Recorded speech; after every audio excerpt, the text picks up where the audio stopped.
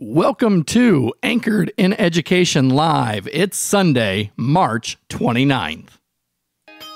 I'm E. Scott England, and Anchored in Education is the podcast dedicated to all things education.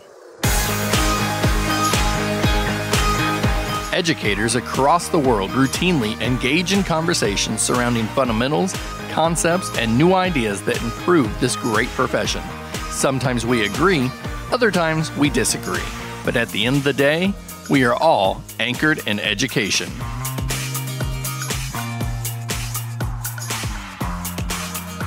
All right. Thank you for joining us this evening. We are Anchored in Education, the live edition. It is Sunday, March 29th. The current time is 6 o'clock Central Daylight Time. Hello to everybody that is out there listening today. Jeremy, I see you checking in. And thank you, my friend, for joining again. I am your host, E. Scott England. And you know what? This week we are continuing the conversation from last week, which is talking about school closure and remote learning.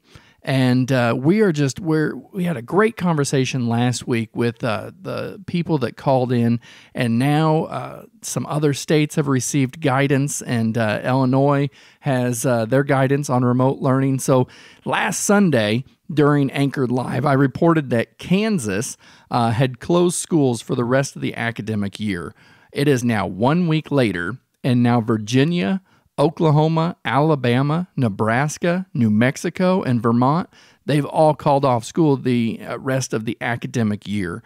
And so, you know what, if you just add up those 7 states that I just named, their public school enrollments, you're talking over 3.9 million students. So just shy of 4 million students that will now finish their 2019-2020 school year participating in some form of remote learning. So if you didn't feel it real before, it is definitely real now. But here's the thing. I have no doubt that this 180 audible going from in-person instruction to remote learning is going to be successful. I know it will, because educators are amazing people. And I've seen so many step up to this challenge. But I've heard from other educators this week, many actually, that say they're stressed. They say they're confused as to what is expected. And, even with the most detailed guidance, walking in such foreign territory, it seems daunting. So tonight, we're going to talk about remote learning, and I've got some special guests that are going to join us later. You know what? In Anchored in Education, we want to talk to educators as well. We want to find out what is working in your classroom, your school, and your district. We are definitely going to have the phone line open in a little bit, 217-855-3490. You got to remember that there's just one phone line to take calls in. But you know what? I'm also excited because we're going to be talking to some amazing educators. And the first one we're going to talk to is Todd Dugan. He is the superintendent of Bunker Hill Community Unit School District number 8 in Bunker Hill, Illinois. And Todd is going to share challenges that rural communities face along with potential solutions. So if you've got some questions, we're going to give you a little bit of time. You can call in and you can talk to Todd, ask him what he's doing. He's going to do the best to try to help us out, because you know what? We are truly in this together. So we're going to talk to Todd right after this message. All right. Hey, I have on the phone Superintendent Todd Dugan. Todd, how you doing tonight? I'm doing great. How are you doing? Oh, my goodness. I am doing fine. But like everybody else out there, you've spent this weekend kind of putting together what remote learning plans look like, calling other educators, other superintendents, teachers, and everything else. So, I'm guessing you've been doing the same. Right. Well, for the last couple weekends, or at least 3 weekends, it seems like they really haven't been weekends per se. But I was going to say, though, before you get started, I was going to thank you for continuing to do the podcast, because, with everything being disrupted and really no sense of normalcy whatsoever, it is still nice to see a continuous schedule of things resuming like normal, like your podcast. I appreciate that. And, it has been a little bit, it's been interesting. And I've always had the time to pre-record and talk with guests and then do editing. And so the live has been interesting. It's presented challenges, but I think it's important that, we model what we're asking other people to do, which is right now step outside of our comfort zone and work together and find out what other districts are doing. And, so looking, Bunker Hill is, if I looked right, a little over 40 miles northeast of St. Louis. Is that right? Yes, it's in southern Macoupin County, which Macoupin County is itself a very large rural county. Okay, yeah, and that's what I was looking at. It is definitely a rural school district. And so oftentimes we find rural districts face challenges, you could say, during non-pandemic times. So when schools are forced to close and transition to remote learning, what new challenges do you face? Well, that's interesting because the biggest challenge, e-learning as opposed to remote learning, that challenge is not new. That has been ongoing. It was ongoing in my previous district. It's just been allowed to exist. But now with this sudden 48-hour shift to remote learning, I believe it has just basically hit the existing digital inequity across our state with a glaring spotlight. And in our district here, 18% of our families do not have reliable broadband internet. And that is not necessarily a matter of affordability, although that is some of it. Some of it is a lack of providers that will service, rural outlying areas. When you talk 18%, if you're talking a small rural district, you're actually talking quite a bit of your families. Right. So our district is a little over 600 kids, pre-K through 12. So you're talking well over 100 kids, 100 families. So, yeah, go ahead. No, I mean, it's just that is the digital divide that has existed. But it's something that now it's forced schools to confront it head on. So there are ways around it, but there's no perfect fix that can be implemented in 48 hours. Absolutely. 48 hours, not a lot of time to get something put together. So you've mentioned these challenges. How about some potential solutions you could share? Let's see. Well, the one that really required the most kind of help and support was providing at least a point for students to access the internet. Because if anybody's ever been involved with deploying one-to-one in a school district, the device deployment is the easy part.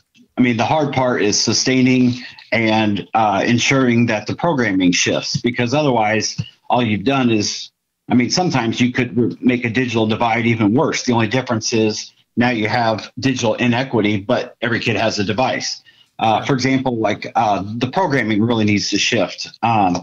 You talk about some of the higher level thinking and activities and programming that technology brings, which allows you to redefine learning, any type of a STEM or STEAM or basically any kind of interdisciplinary design thinking process requires sometimes some pretty hefty software that you're not going to get on dial-up internet.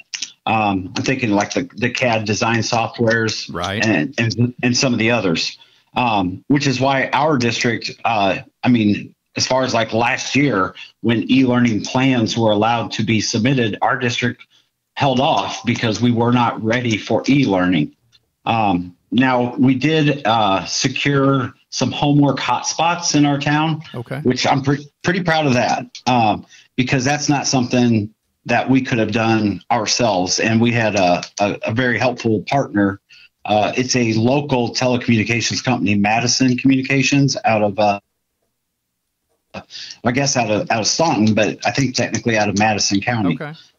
They installed a very large outdoor access point at 2 of our locations. And they currently, I think we had 200 megs internet speed bandwidth. They turned it up to 1 gig temporarily, free of charge. and we removed the passwords. So on any given night at either the administration office or on the south side of our high school, it's not uncommon to see a few cars in the parking lot, and you'll see a couple kids in the back seat with their Chromebooks trying to hit the internet. But it's it's a start. Now, as far as the remote learning for the students that have no viable device or internet, that's been a challenge. And so it turns into the remote learning. You got learning kits, learning packets, for lack of a better word. But again, even that's, as we all know, that is no substitute for teaching. Absolutely. Well, and I think that's important to point out that remote learning in general, we're not looking to replace the teacher. We're not looking to take place of on-site, face-to-face instruction, but we're simply looking at a way to, like you said earlier, have that continuity of education continue. Right. We kind of phrased it in our district as preventing the summer slide from setting in early. Absolutely. There you go. And so the homework hotspots that you talk about, are they, do you have any around the community? We have two, because our Bunker Hill is a small town of about 1,800 people. And so we have Route 159 that kind of runs through town. So on the east side the east side of the highway is the administration office, which is on a pretty main drive. And then the high school, of course, is on the west side of the highway. So those are our two community hotspots right there for homework. All right. Hey, let's talk support. How is your school district supporting teachers, students, and families during the shutdown? Well, with teachers, we've kind of tried to, as best as possible, to relieve the anxiety, because just like everybody affected by this closure, not only are they having to balance working from home, but most of them are having to balance making sure that their own child doesn't, at least minimize the loss of learning that we're trying to do with our students. So we have been focusing really on just making sure every kid is connected. And we have another district-wide Zoom faculty meeting tomorrow, and we're going to get an update on that. But it is our hope that 100% of our students have at least been contacted in one shape or another from a faculty member. So we want our teachers to feel like it's, no stress on, because just like with any profession, you've got some that are very, very comfortable and familiar. Shift into Google Classroom was, already happening. And you've got others that were, thinking, well, if I can hold out a little bit longer, I could probably avoid this whole internet thing. And it's through no fault of their own. It was just, their own preparation and, teaching habits. But now with this sudden shift, we're really focusing on just supporting the teachers in connecting with kids. That's the number one focus, is just connecting with kids. Now, this morning, after Dr. Ayala's call, I met briefly and with our grade school principal, who's also our curriculum director, and we worked out a plan, a draft of a remote learning plan. And it looks like Mondays, we're going to have like a motivational type Monday for our kids, where it's very, very light. Basically, this is what we're going to do this week. Here's one quick thing you can do. And then the rest of then the other half of the Monday will be, because you're allowed 5 remote learning planning days and preparation days. So our goal then is to have every Monday afternoon, half day, be for planning and collaboration.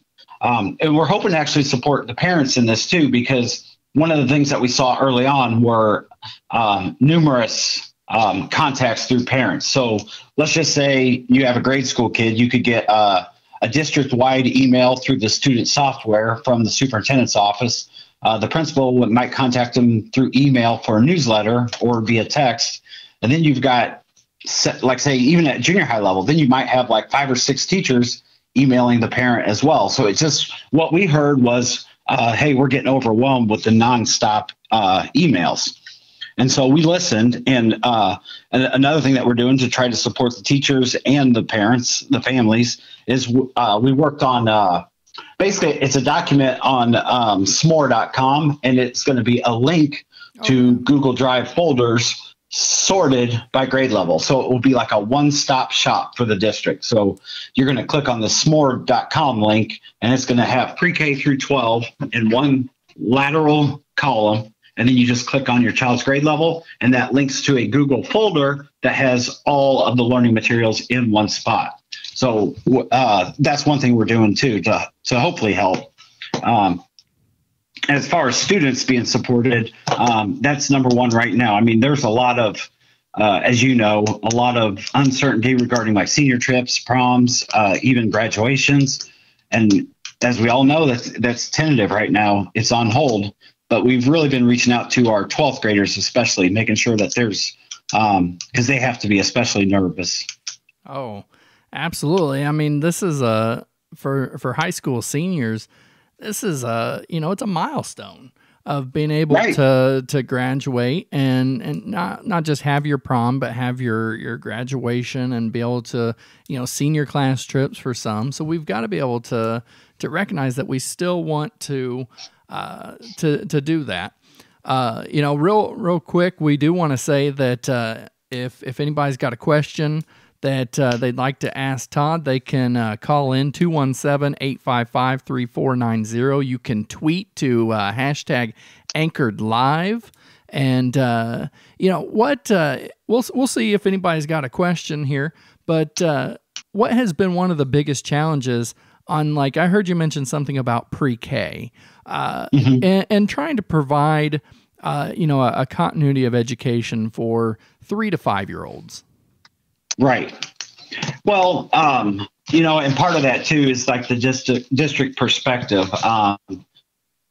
When this first started, one of the reasons why our district had never adopted a formal ROE approved e-learning plan is because we had 18% of the families without internet. And so we didn't really feel like we wanted to have it to where, massive packets of busy work were printed. Sure. However, the last few weeks, I have changed my perspective, at least on packets for the young ones, because there's a difference between a high school child that gets a science packet that it didn't necessarily have to, but it could very well be a lot of busy work. Right. Whereas opposed to a pre-K, that packet may have 5 different sheets of, practicing drawing a square, and that's good. Whereas, busy work just, and one thing too, there are challenges, but there's also some good things that have come from this as well. There is a big, a big growing importance on competency-based education because, viewing on whether a child has mastered the content as opposed to compliantly completed all the work. Okay. If that makes sense. So it does. And we've got a question that came in through the chat here. Todd, sure. What suggestions do you have for other districts who might have devices but do not have connectivity? If the devices are there and there's no connectivity, like the homework hotspots have been helpful, but not every family is equipped enough, especially during this crisis, this public health crisis.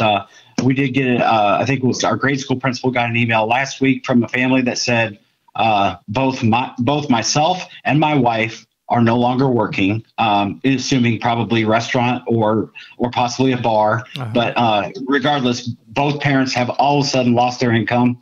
And we'll be honest, spelling words are not a priority right now. Right. So, there's that. And so driving a child into town to park in front of a school while they do their activities online is not a priority. So with having the devices, though, opens up all kinds of options, too, because, if you can distribute any type of materials, whether they be learning printed or even through, say, like your learning management systems, like what it be Google Classroom, Schoology or whatever. distributing those at the same time as the meal pickup is probably what we're going to end up rolling to beginning April 13th. Okay. So we envision having where parents will drive up, collect their meals and then collect also a new packet of learning materials. One thing that we did, though, we did ask that the stuff being posted on whatever learning management system it is, Google Classroom in the case of our district, we have asked that it be, if not identical, at least very comparable. I think last week I moderated a Twitter chat for ISTE, and I said that, it was brought up about equity. It's not equity when kids get really cool links posted and videos to watch like a teacher that screencastifies herself doing some amazing experiment. Right. And then the unconnected kid gets crossword puzzles. That does not happen in our district, but I'm just saying that's what we want. We want those experiences to be, if they're not identical, at least comparable. Right. And to do that, I mean, you may have to look, there's going to be some event. If a district can invest in a hotspot, that'd be great. This is a great time to work with community partners like Bunker Hill has, but also even investing in, flash drives and being able to deliver if they've got the devices and investing, flash drives are actually really affordable right now. You can be able to load their week's worth on there. So if you're talking about the video, recording of an experiment or something like that, you can be able to still get them to the ones that have devices, but not the connectivity. So great advices, Todd. We do appreciate the time that you gave us on Anchored in Education Live today. Well, thank you again for having me. Absolutely, and we hope to be talking to you soon. All right. Well, thanks. Take care. Thank you. You too. Bye.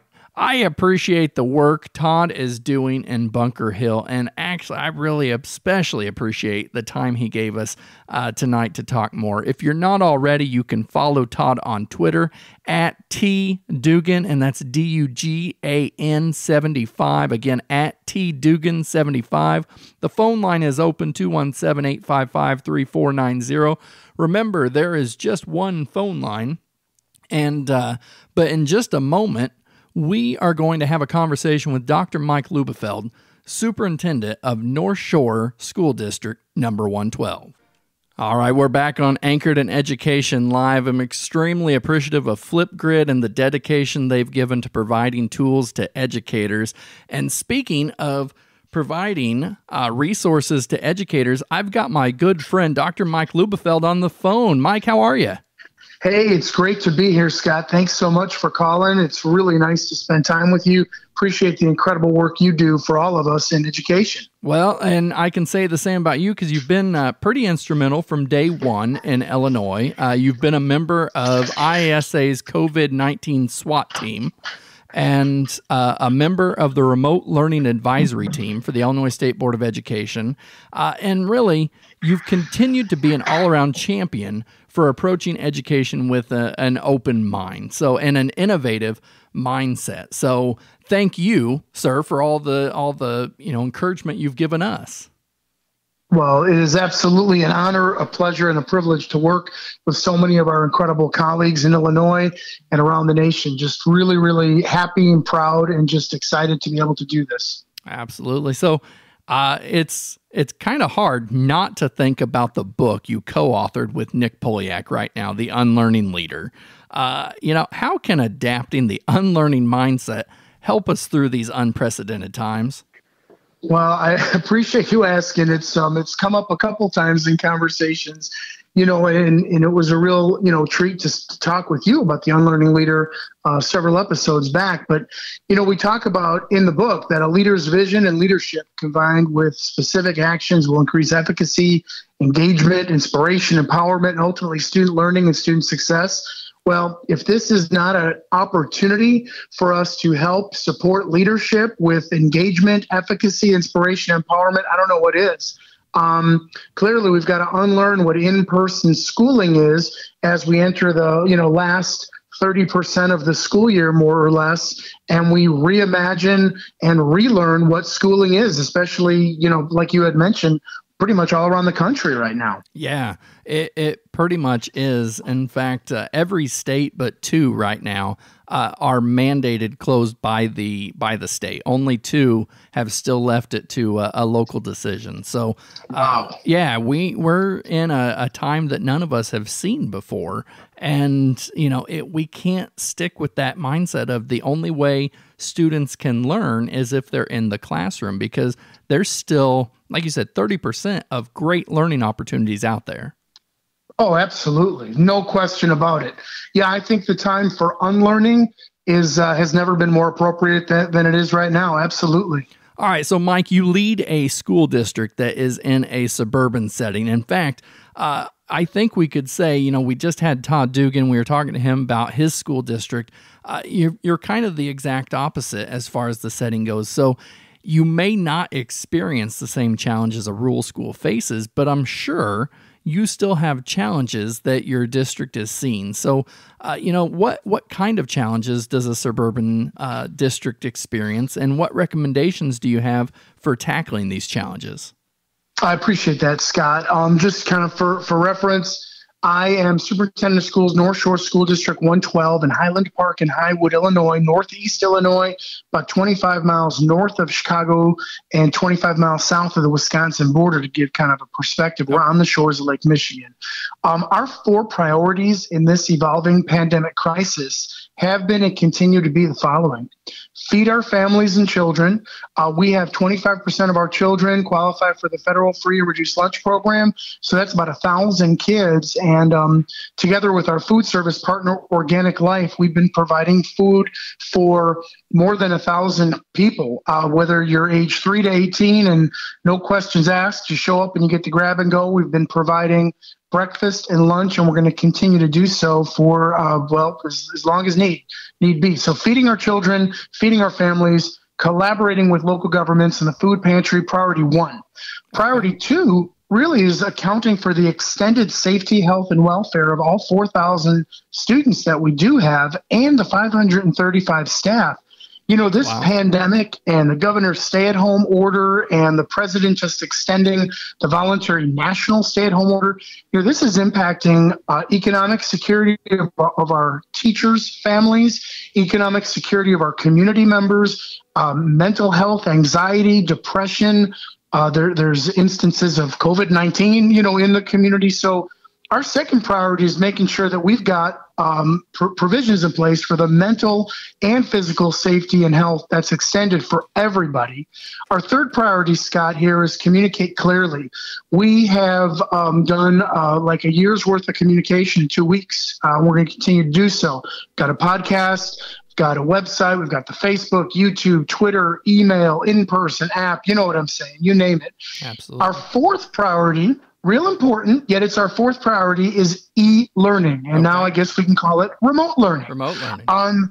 So, I'm very sensitive to and empathetic of the differences in rural settings and in urban settings. Yet I think in suburban settings, the bonds that are common, that bind us together, are mental health and physical health and food insecurity of all of our people.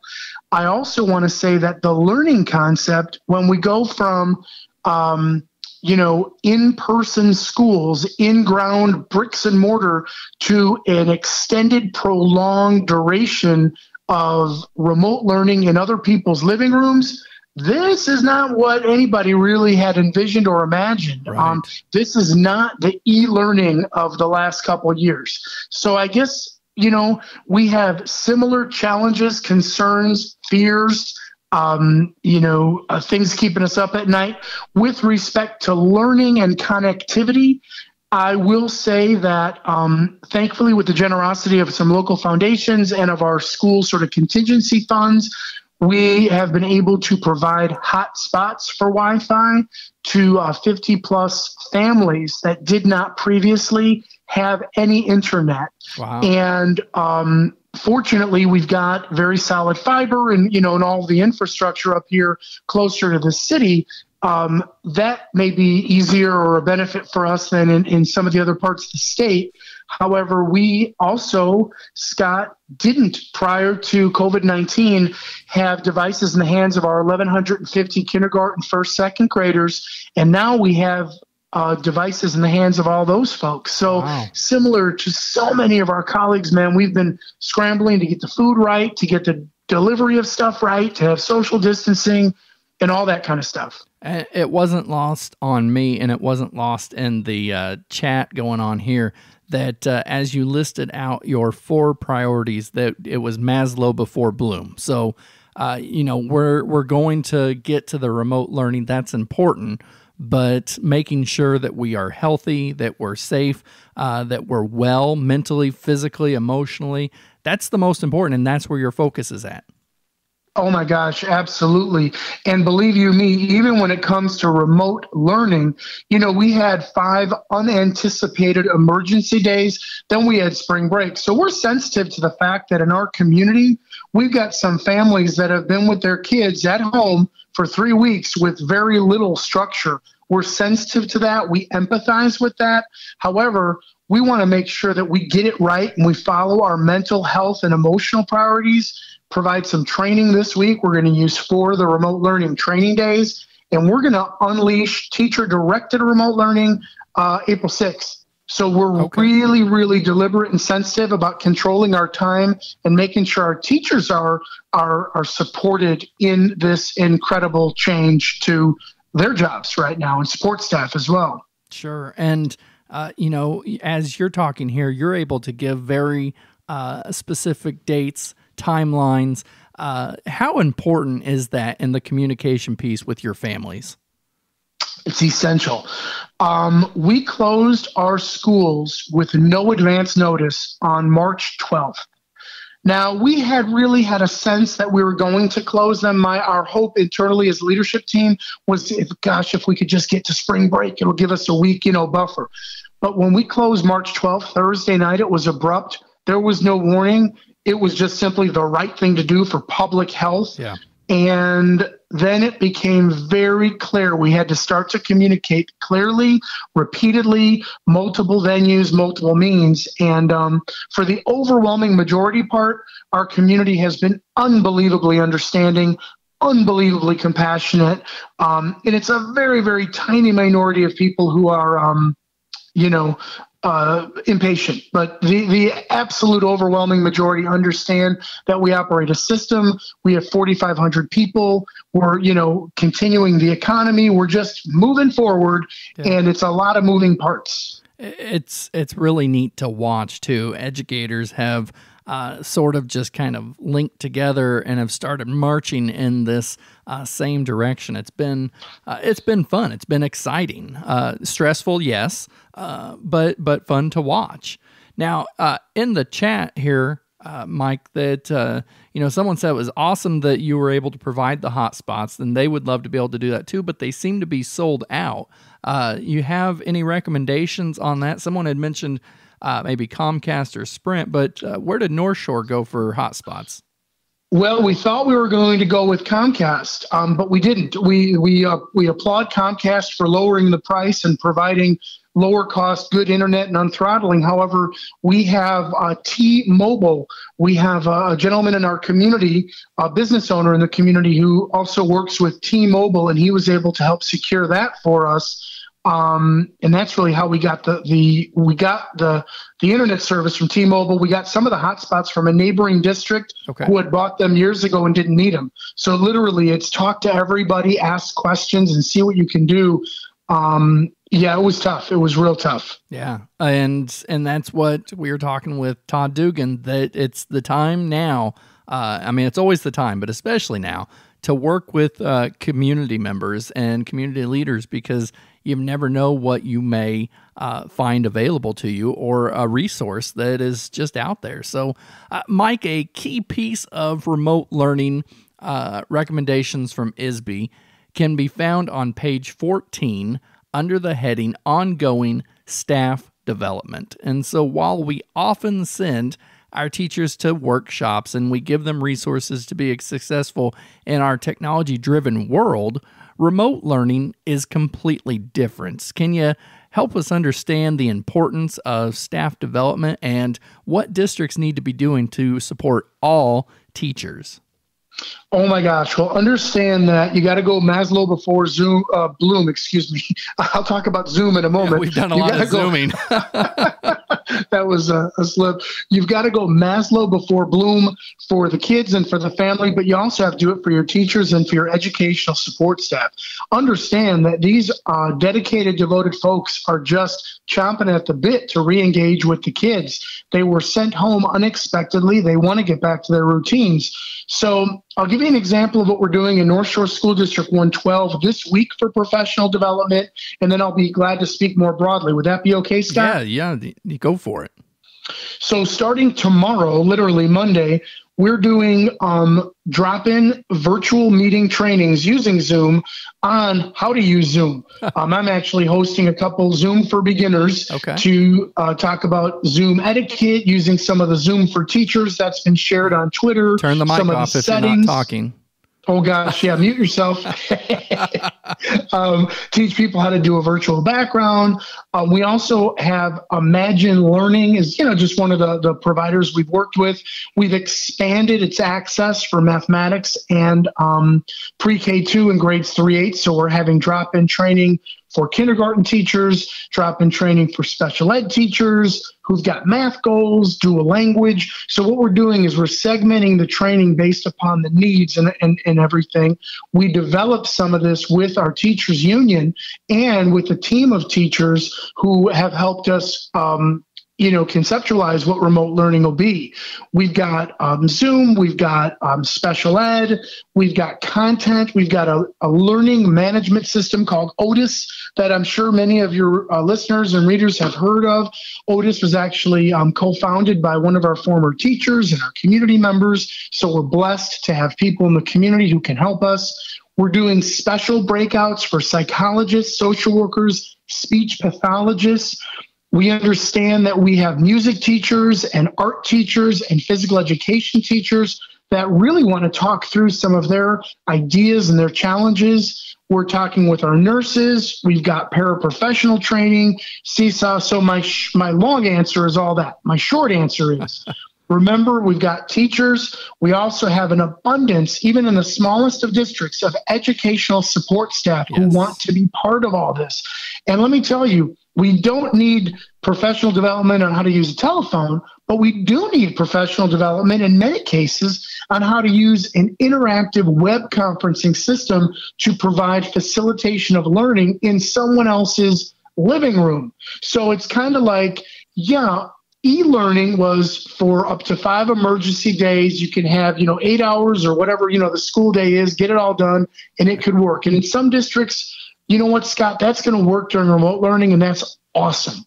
In other districts like ours, where we didn't have an e-learning plan, we have one now. We've never done remote learning. This is a shared collaborative approach with our teachers union and our teacher leaders saying, okay, folks, we're going to be out for longer than April 7th, obviously, and we're going to be out for longer than April 14th, which is our own district's choice. Okay. Let's get this right.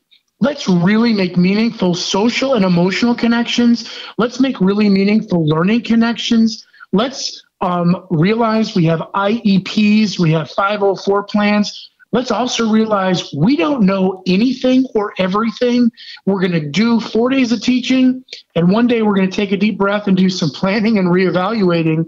We're going to keep that tempo going until maybe forever, or until we feel we've got it right. And we're just going to keep reevaluating. But the short answer to your question is, if you go to page 14, right, the advisory group wanted to talk through and really think about, look, we've got teachers on the continuum who can teach online classes and have everyone connected. We got teachers who have students with no connectivity and are going to need to say, remote learning isn't digital here. And just like Todd was talking about, you may have 18% with no access, but you may have 50% with no broadband or whatever, just from the physical. So what's remote learning going to be? It might be a whole lot of phone calls. Sure. It might be some sort of check-in with people on a telephone and really going old school and just talking through people and enlisting the support of the nurse, of the principal, of whomever to say, look, there's going to be 5 of us to talk to 20 kids. And no one should be judged. No one should be judged. Let's make an effort earnestly to reach out to every single child during this remote learning period. And let's realize it's not going to be 1 week or 2 weeks. It's probably going to be longer. You might also want to do block scheduling at the middle school and high school level. I see someone put that in the chat also. If people are comfortable with that, by all means, do a couple of things on Monday and Tuesday. But the bottom line is, ask your principals for help, ask your teacher leaders for help, ask for help, and then build a professional learning plan together, and boom, everybody can help out. I mean, you can't do it alone. You cannot do it alone. No, and honestly, you'll be beating your head against the wall if you try to do this alone. This is the time to solicit the help of thought partners throughout your school community and your regular community. Get on to your virtual community through Twitter. Twitter's just been blowing up with thoughts and ideas and suggestions, and do that. Reach out to people that may have something going on that would work in your district, and if it doesn't, see if you can't tweak it. This would be a great time to connect with people on Twitter. Oh my gosh, absolutely.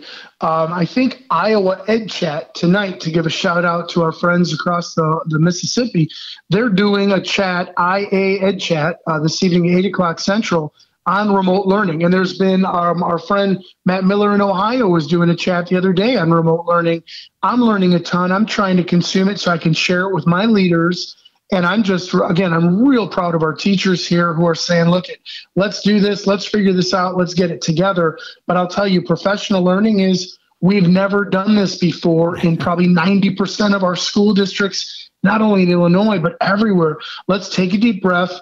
Remember, we love kids. We're in it for students and children and support and families. Remember, we've got 17 and 18-year-olds who are afraid they may not go to prom and may not walk across the graduation stage, who are getting ready to go to college, to technical school, to the military, or to jobs. We've got to take care of these folks. It's about people right now. Please, it is not about compliance. It's about compassion. I think that right there, just take a pause. It is about compassion. It is not about compliance. Mike Lubefeld, I appreciate the time that you have given us today, and I just thank you for your service. Thank you, sir. Always a pleasure, man. Keep doing your great work. I follow you. I learn from you all the time, Scott. Be well. Appreciate that. All right. Follow Mike on Twitter today if you're not already, at Mike Lubefeld. I know he is a busy person, but that is just an example of how supportive he is and taking the time to talk to us. Now, right after this, we're going to be back and we're going to have a conversation with the Illinois Principals Association President-elect, Dr. Amy Dixon. All right, don't forget the phone line is open, 217-855-3490. Remember, we have just one phone line for callers. So I've had the honor of knowing our next guest for about 5 years now, and she is an amazing resource when it comes to building capacity in the school or working with the curriculum. I'm sure that it was for these reasons that our next guest, Dr. Amy Dixon, principal and president-elect for the Illinois Principals Association, was selected to be a member of the advisory committee for the remote learning guidance team. Amy, welcome to Anchored in Education Live.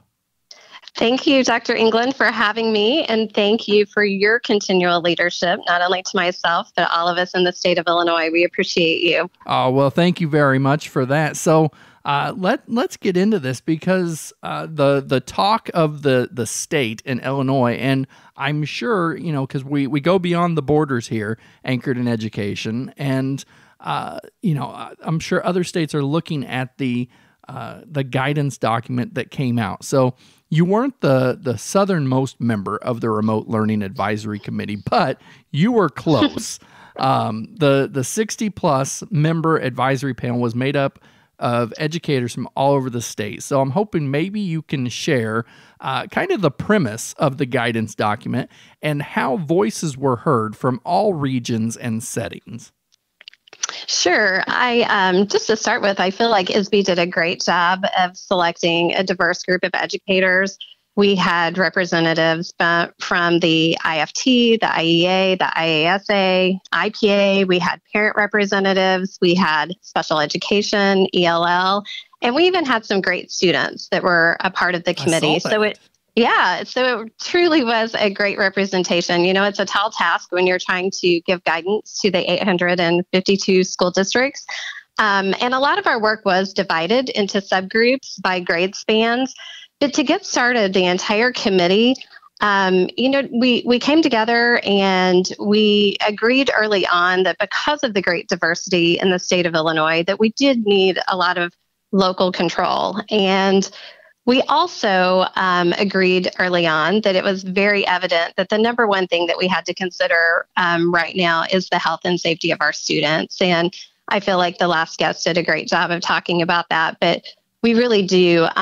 We're focused on the health, not just the physical health, but the mental health of our students. And that really was the lens in which we looked at when we made all of these decisions. And the academic component really took a backseat to that.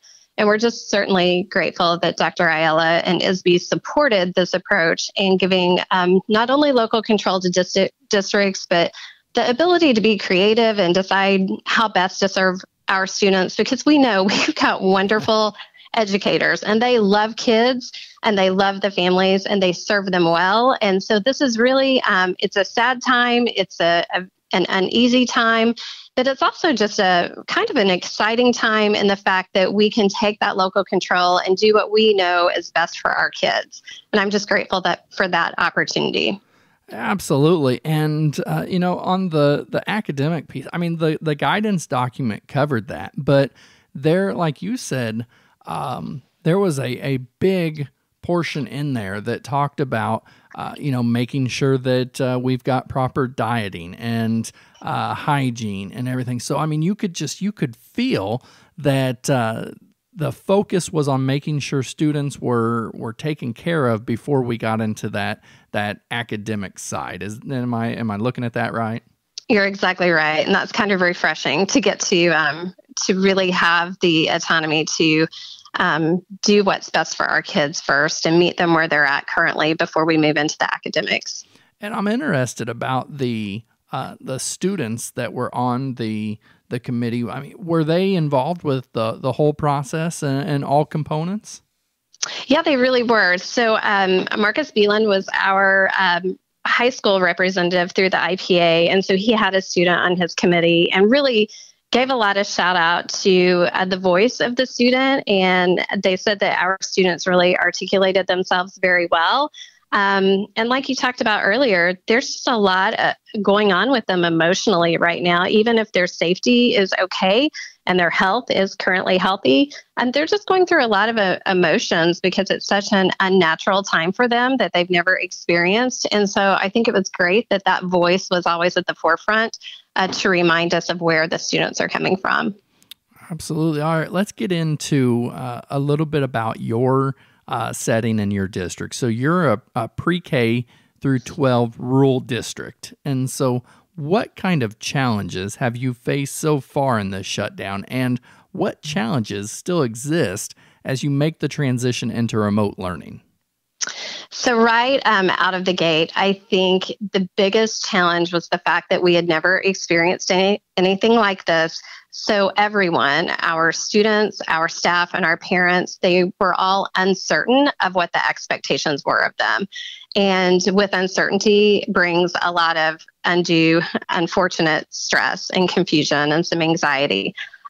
So we quickly saw that, and our district has come together. We do have a draft of a remote learning plan in place, and we just started with that clear communication. And I really think that as we are outlining the expectations, it really is bringing a lot of peace to the situation. So Our remote learning plan is in draft form right now, but it's out to all of our teachers, and we're giving them an opportunity to ask some clarifying questions so we can make sure we are all on the same page as a staff.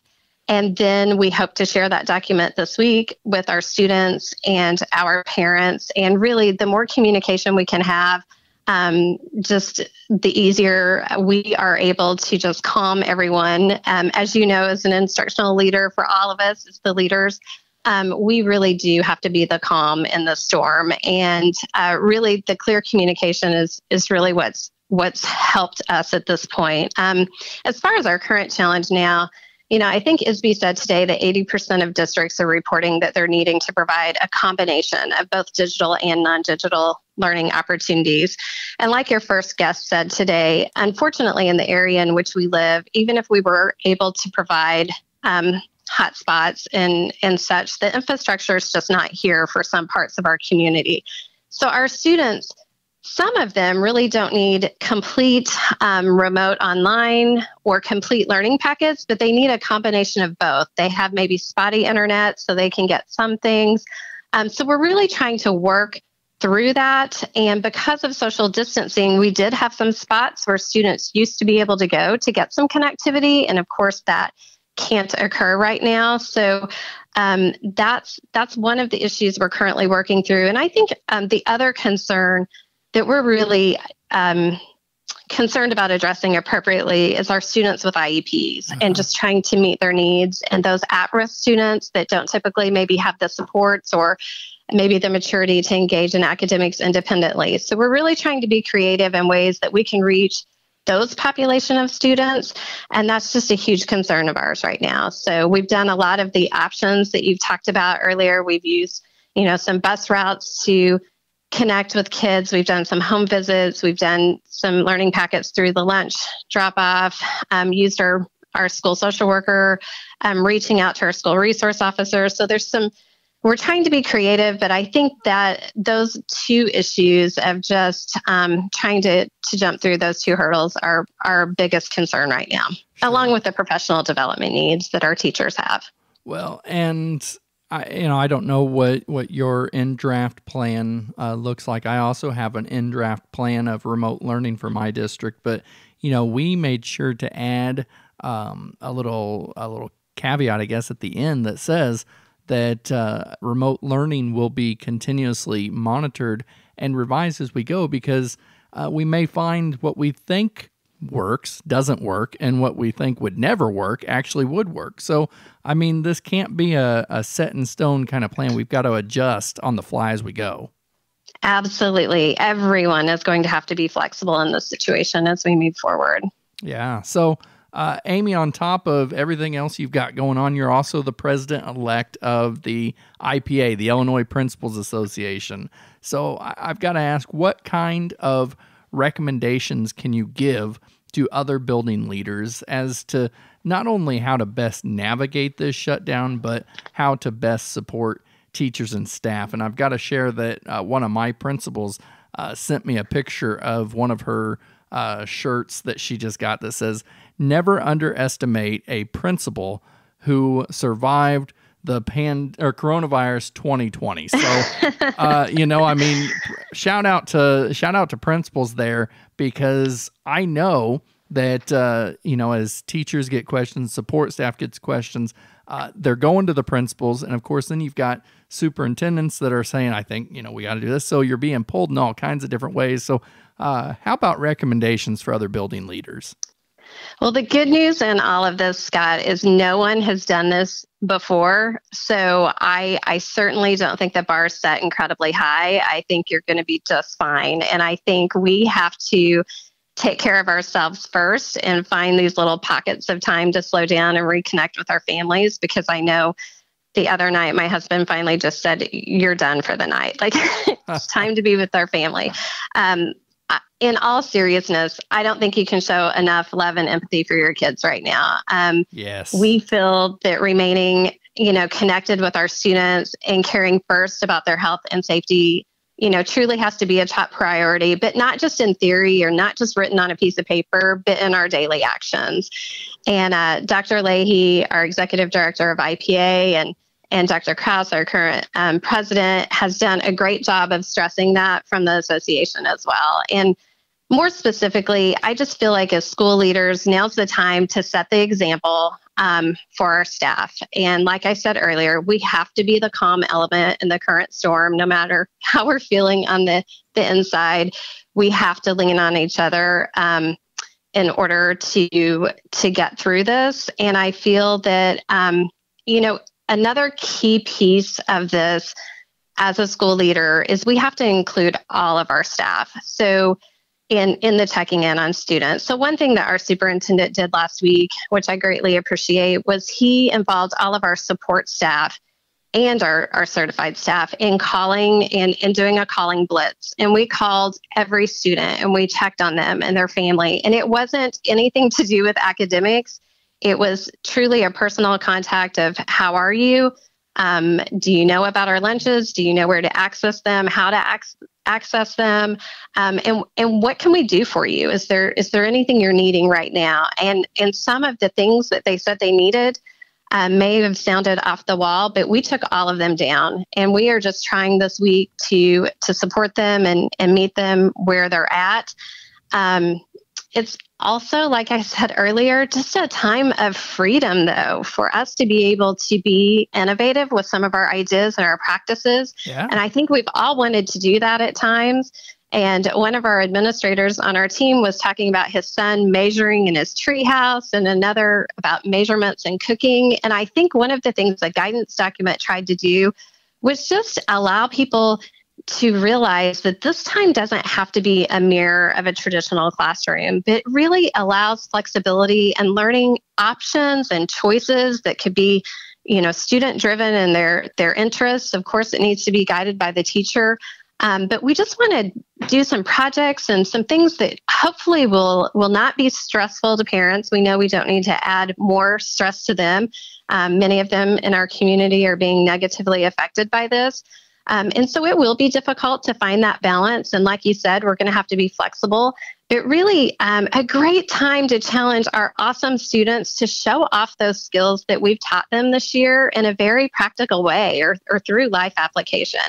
And like you said earlier, I'm a mama of a senior. I mean, we're all a little bit heartbroken around here, and my daughter included. I mean, she's mourning the loss of her senior track season and prom and all of those, just time with friends. And she's taking it well, and kids they follow our lead. And so it's important just for us to meet them where they're at and remind them that we are going to show them lots of love and we're going to celebrate them. It may be a little different this year than normal, but we'll find those ways. And like you said, our teachers are awesome. We're having to learn a few things along the way as leaders to remind our teachers not to overwhelm parents. Now's not a time to introduce a lot of new. We need to keep the communication system and use the platforms they're already familiar with, that they know. We don't want to be too quick to offer a lot of free online supplements that are out there when we really don't know a lot about them, and we really, our kids and our parents aren't familiar with them. So I think it's just an important time for us to stay calm, model those calls to kids and families. However silly we might feel, we've got to put ourselves out there as leaders to try to keep that connectivity with our staff so that we can fill them up and they can then keep connected with our students. And I know we've all made fun of our Zoom meetings, and but we've done the virtual Spirit Week, and we're having our elementary schools participate in a community bear hunt and just trying to do whatever we can. I think another thing worth talking about as a district leader, our local businesses are struggling right now. And so one of the things we're doing at the elementary school is, we're trying to show some love back to them from supporting all of our fundraisers throughout the year. So we're buying some little coupons for like a free ice cream cone from a business or a slice of pizza. And as kids return their learning packets, we're going to give them a free little certificate to take to the local business to get something. So I think it's just, like I said at the beginning, you just can't show enough love and empathy at this time. And just like you've said over and over tonight, just communicate and partner with your stakeholders. We've had the blessing of being given a lot of local control. And so it's time for us to just show off what we can do when we do have that ability to do what's best for our kids. And I do think a lot of great learning can occur through this, but we've got to show a whole lot of grace towards those around us. So I